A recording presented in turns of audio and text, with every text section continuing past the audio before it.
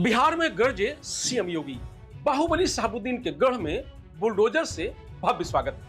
मायावती की पीली फाइल सपा भाजपा के लिए मुसीबत। यूपी डायरी में आज देखिए दो बड़ी खबरें। नमस्कार, मैं रजनीश यादव, आप देख रहे हैं लोकमत हिंदी।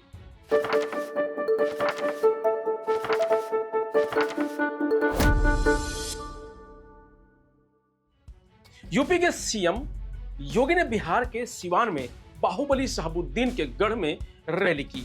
यहां सीएम योगी का बुलडोजर से स्वागत किया गया तो वह बहुत खुश हुए। सीएम योगी ने कहा कि यूपी में बुलडोजर माफिया की छाती पर ऐसे दौड़ रहा है कि सपा और उसके पार्टनर्स को सिर्फ फातिहा पढ़ने का मौका मिलता है। 22 मिनट के संबोधन में सीएम योगी ने आरजेडी और कांग्रेस पर जमकर हमला बोला। कांग्रेस कहती थी राम हुए ही नहीं, आरजेडी ने कहा कि मंदिर नहीं बनने देंगे, और समाजवादी पार्टी राम भक्तों पर गोली चलाती है।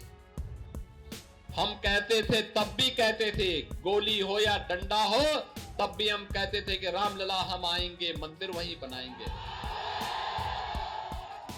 बन गया ना मंदिर, बन गया ना, कोई संदेह?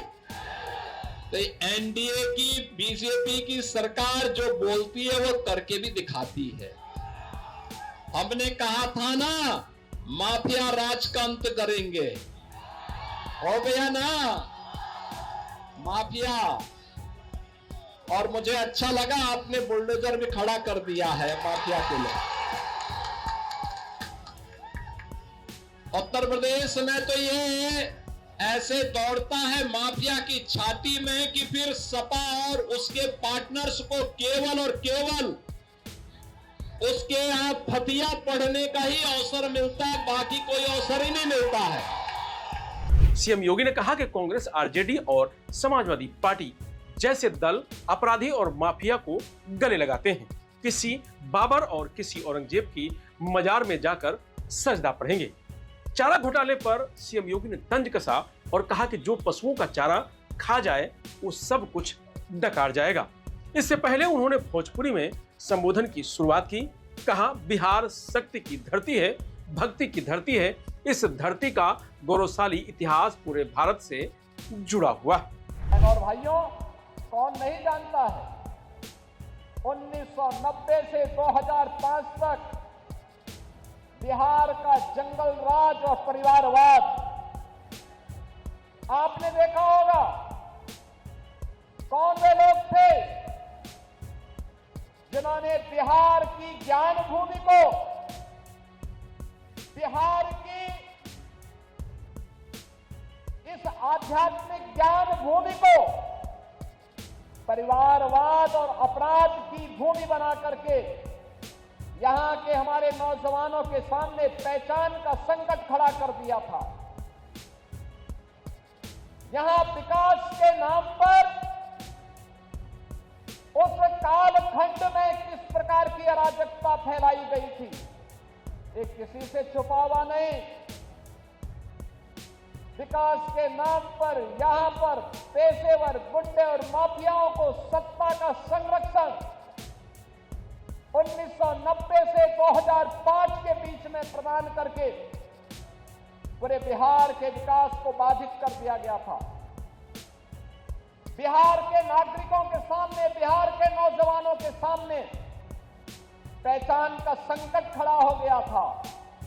और वह व्यक्ति बिहार से प्लान कर रहा था जिसके मन में एक भाव था बिहार के बारे में कुछ करने की, बिहार को आगे बढ़ाने की, और बिहार की अपनी उस परंपरा को जिसने कभी भारत को नेतृत्व दिया था, भारत के स्वर्ण युग को लाने का अवसर जिस बिहार ने दिया था, अपने पूर्वजों की स्थापना को पुनर्स्थापित करने का जो जज्बा था, उस जज्बे को उस कालखंड में किस प्रकार से रौंदने का काम हुआ था, यह किसी से छुपा हुआ नहीं। तो वहीं बसपा सुप्रीमो मायावती एक्शन मूड में हैं। बुधवार को उन्होंने पहली बार मुस्लिम नेताओं के साथ 1.5 घंटे तक मीटिंग की। इसमें यूपी के 75 जिलों के जिलाध्यक्ष समेत 450 नेता शामिल हुए। भतीजे आकाश आनंद ने मंच पर मायावती के पैर छुए। खास बात यह रही कि लखनऊ में बसपा कार्यालय के जिस हॉल में मीटिंग हुई उसमें बसपा के सीनियर नेता पीछे की लाइन में बैठे थे, जबकि मुस्लिम नेता पहली लाइन में बैठे थे। मीटिंग के बाद मायावती ने सभी को पीले रंग की फाइल दी है, जिसमें बसपा की पुरानी सरकारों के मुस्लिम समाज के लिए किए गए 100 कामों की लिस्ट है। बसपा सुप्रीमो ने कहा कि इन कार्यों के साथ मुस्लिम समाज के बीच जाएं, उनसे बताएं कि सपा कांग्रेस जैसी पार्टियां सिर्फ बातें करती हैं, बसपा ने ही उनके विकास के लिए काम किया है। मुस्लिम समाज को सीधे तौर पर सपा और कांग्रेस की बजाय बसपा का समर्थन करना चाहिए ताकि भाजपा को हराया जा सके। मायावती का एक महीने में यह चौथा बड़ा कार्यक्रम था। 9 अक्टूबर को लखनऊ में बड़ी रैली की थी। 16 और 19 अक्टूबर को 400 नेताओं के साथ बैठक कर रणनीति बनाई थी। अब मुस्लिम नेताओं के साथ बैठक की है। इसमें मायावती ने मतदाता सूची पुनरीक्षण यानी SIR को लेकर भी बात की है। मायावती ने कहा कि मुस्लिम समाज का एकजुटता के साथ सपा और कांग्रेस के बजाय बसपा को सीधे ही समर्थन करना जरूरी है ताकि भाजपा की घातक राजनीति को चुनाव में हराया जा सके। मुस्लिम समाज के एक तरफा समर्थन और वोट देने के बावजूद सपा भाजपा को हराने में विफल रही है। मुस्लिम भाईचारा कमेटी 2012 से 2017 तक बनी थी, लेकिन कभी उसकी कोई बैठक मायावती ने नहीं ली थी। बसपा के गठन के बाद यह पहली बार है जब मायावती ने मुस्लिम भाईचारा कमेटी की बैठक की है। यह भी पहली बार है कि भाईचारा कमेटी और मुख्य बॉडी के पदाधिकारी एक साथ किसी बैठक में शामिल हुए हैं और उसकी अध्यक्षता बहन कुमारी मायावती ने की है। मायावती की सक्रियता से समर्थकों का जोश हाई है। मायावती की ताबड़तोड़ बैठकों और सक्रियता से समर्थकों का जोश हाई है। जालौन से आए एक समर्थक ने कहा कि प्रदेश की जनता अब फिर एक बार मायावती को मुख्यमंत्री बनाने के लिए सोच रही है। प्रदेश में सभी दलों की सरकारें देख लो, लेकिन जैसी सरकार मायावती ने चलाई थी वैसी कोई नहीं चला पाया है। फिलहाल यूपी डायरी में आज इतना ही। कल फिर मिलेंगे नई खबरों के साथ। तब तक आप बने रहिए लोकमत हिंदी के साथ। नमस्कार।